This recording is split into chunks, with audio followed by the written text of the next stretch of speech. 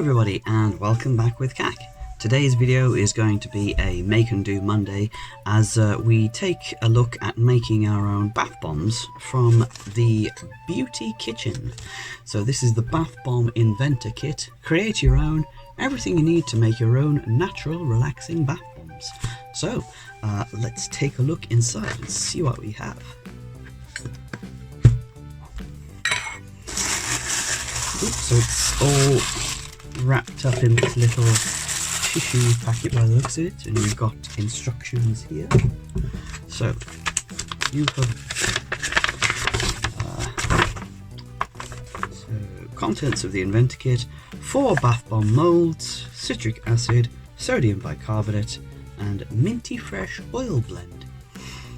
What you will need: the contents of the kit, obviously. Mixing bowl or large jug. I've got a mixing bowl. Metal spoon or your hands. Well, I've definitely got my hands. A sieve. And some water, ideally in a bottle with a spray pump. I do have some of that. There it goes. So then, let's get started. I'm going to move my camera over here to the workstation, and then we're going to get into it and make some bath bombs. Brilliant. Okay, so let's get started. Let's unwrap our little package first of all, see what's inside. So those are our molds. They look like little cupcake molds, so we're going to be making cupcakes.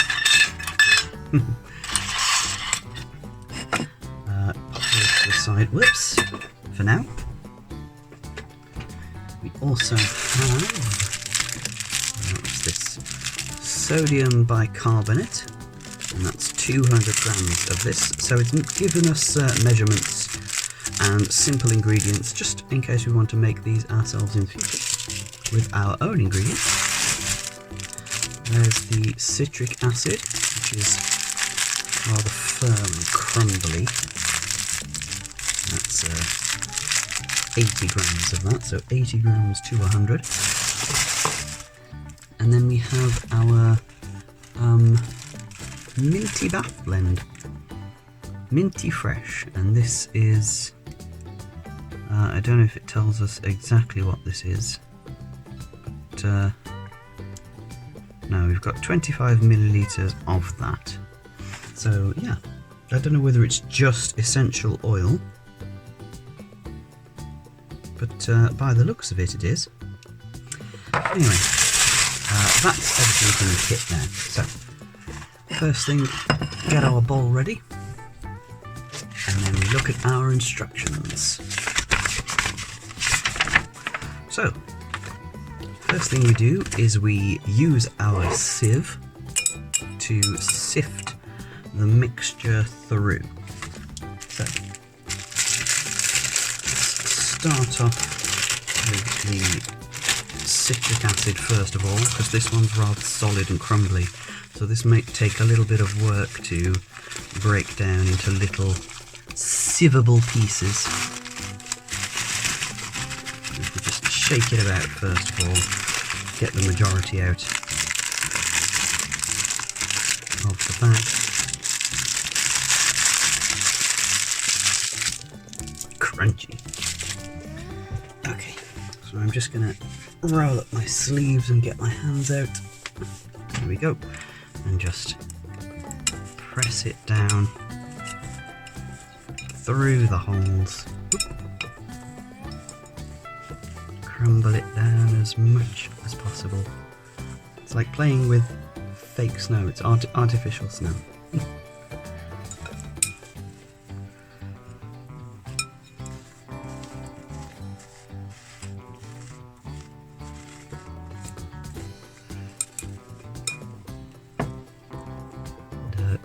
Make sure I get it all in the bowl as well and not miss the bowl, because that's a very real possibility that could happen. But this is nice. Nice to just sort of play around with. Give it a shake.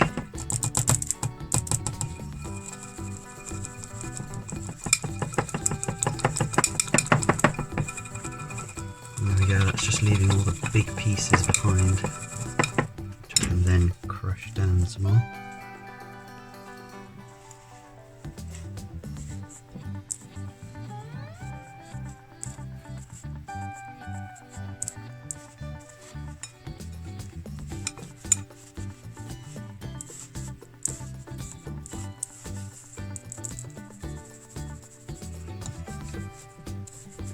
Now, citric acid, for those of you who don't know, is what gives bath bombs their fizziness. Well, actually, sodium bicarbonate does as well, but citric acid is a bit more abrasive. Like, I've used citric acid before to descale my kettle. Like when, obviously kettle for boiling water, making tea, making coffee. Sometimes if you live in a hard water area, you get lime scale build up, and then if you have a drink, you can sometimes get these nasty little gritty bits that, they just stick on your tongue and they're horrible. So what I do to descale my kettle is to just get a little bit of citric acid, which you can get from like a homeware store, hardware store, anything like that. And then just pop some of that in the kettle, leave it to fizz for about 10 minutes or so, and it's cleaned away all the lime scale. So that's the citric acid there. And then we do the same with the bicarbonate, which should be easier because it's not as solid or crusty. This is more of a fine powder, so this should sieve through right away, really.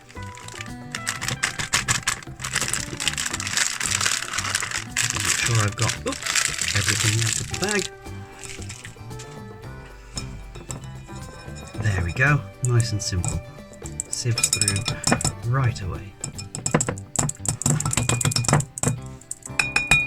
So I'll just pop my sieve to one side. I shouldn't need that anymore. Oh, my hands are a bit sticky now. I don't know whether the citric acid was sticky, but there we go. Got a nice little crater there. So what's next? Pour in the minty fresh essential oil. So yes, it is just an essential oil. So let's do that then. Let's do it bit by bit to try and avoid everything fizzing up too much. Goopy.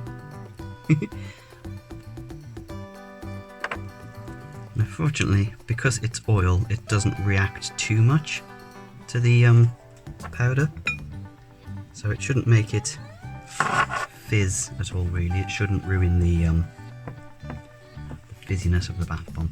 It's just a matter of mixing it all in the same way as you would dough, I suppose. It's just a matter of getting it all in and mixing it out evenly.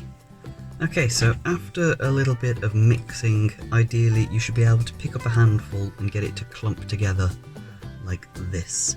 It should have the consistency of wet sand, it says, and it kind of does. There are a few dry bits here and there, but it's going to be difficult to mix the entire thing uniformly, so it's just a matter of getting the majority of it to this sort of result.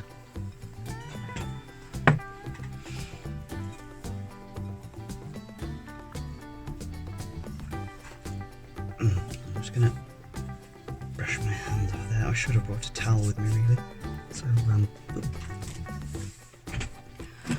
okay, so the guide mentions that you can, if you want to, add a little bit of food colouring to change the colour. I don't have any of that, unfortunately, but I do have a few little bits of mica powder. Mica being what is used to colour soaps, like if you've had clear coloured, like translucent glycerin soap, this is what is used to colour it. So I'm going to just put a few little sprinkles of colour from, well, this is basically my leftover mica. Now, I'm not expecting huge amounts of colour out of these. I'm just using them because these were left over from other projects, and I thought they might give just enough of a splash of colour just to make things interesting, you know. I'm just going to sprinkle a little bit of this one in as well, just to try and make the colour a little bit more bold. But we'll see how that turns out. This is me freestyling it, and in my experience, me freestyling things has usually ended up okay. So this might just be enough to add a little bit of pink to things. There we are. It's not much, but it is creating a nice sort of pastel pink tinge to the mixture. It kind of looks like candy floss sort of colour, or cotton candy if that's your vernacular.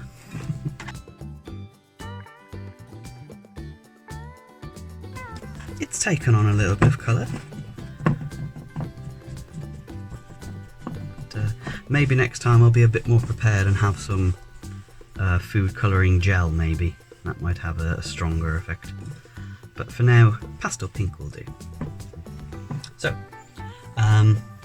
we're advised just to make sure the mixture doesn't dry out too much. Just a couple of spritzes of water, which might make it fizz a little, so listen out for that.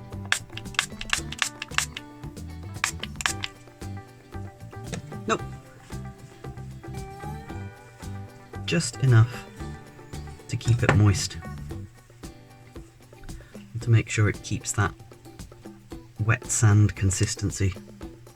I think a little bit more of a spray might be necessary. That's a good sign. I'm just going to give one more quick round of spritz.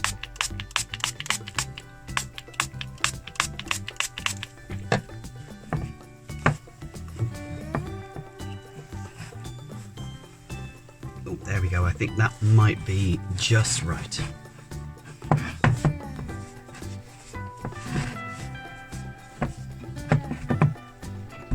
So we're just going to pack these moulds, and then hopefully, oh, that's right, I've forgotten to fill the moulds and make them a little bit more interesting. Got a few, well, oh dear, messy. Right, I've got some gold stars. There they are, which I thought might just be nice to line the bottom of the moulds, just to give a little bit of sparkle to the finished product. So I'm just going to lay a few out of each one, no particular pattern or design. Don't have to be neat, don't have to be tidy, just want them to be spread out a little bit so they're not all together. Oops, too many.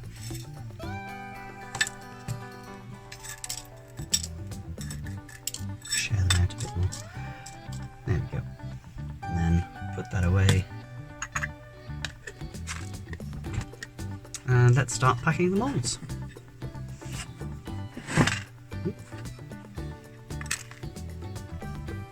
You need to make sure they're really tightly pressed down. There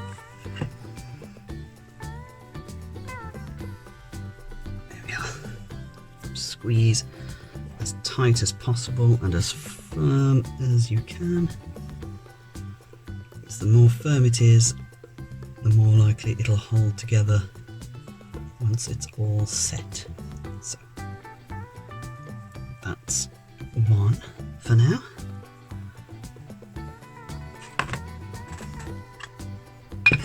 Okay, and that is it. Some of them still seem to be reacting to the water. I may have used a scooch too much, but I don't know if that's part of the setting process, to be honest. So we'll just have to see how they turn out. So I've got to leave these for 15 minutes or so, and we'll see how they turn out. So be back in 15 minutes. Okay, so I've left them about 15-20 minutes now, and they have continued to sort of expand and spread out, and I've had to squish them back down into the mold. So I don't know, I think I did add just a touch too much water to these, but never mind, we shall see. I will try unmolding one of them to see how it turned out. So let's give it a go.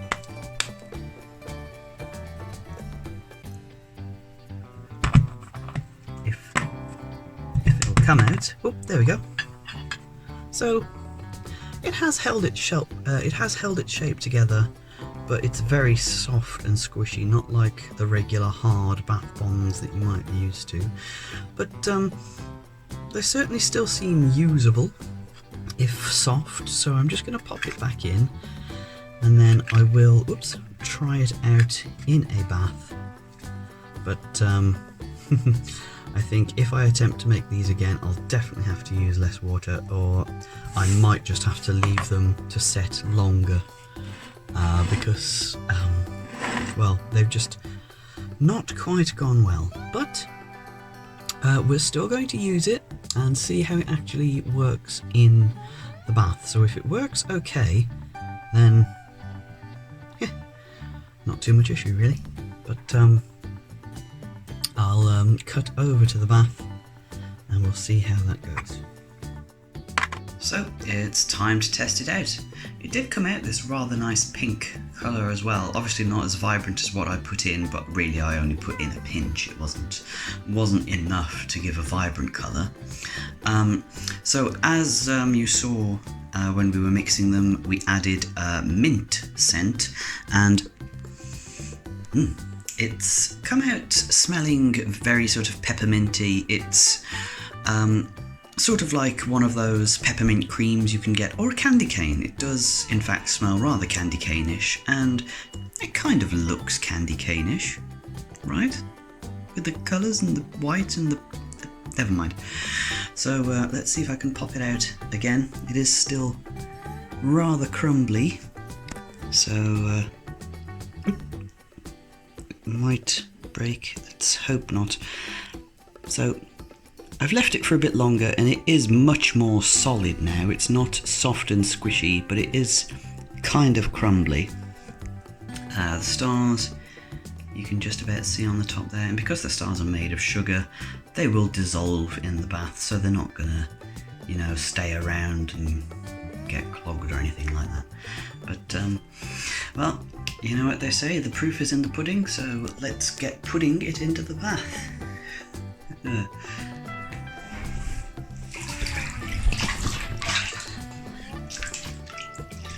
Here we go.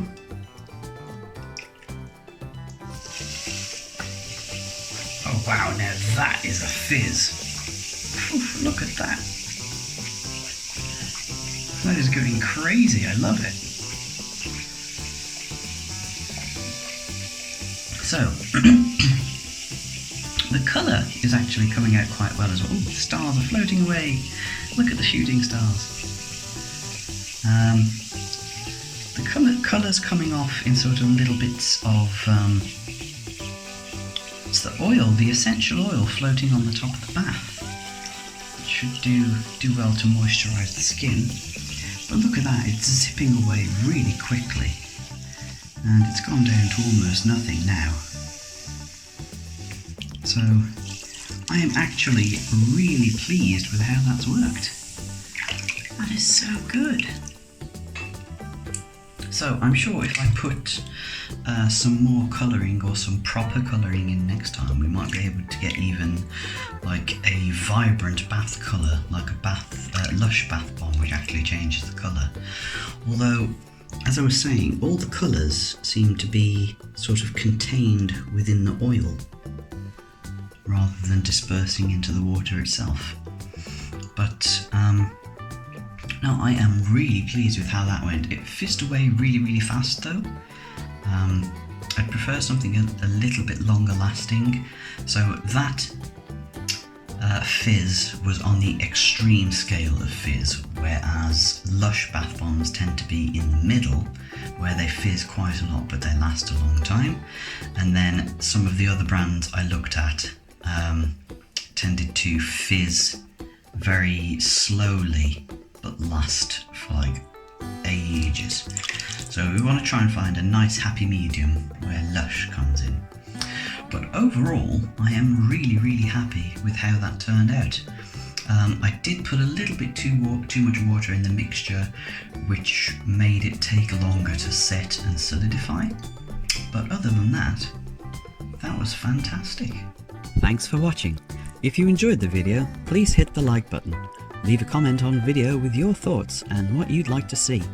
If you like my stuff, hit subscribe and help hit my channel's goals.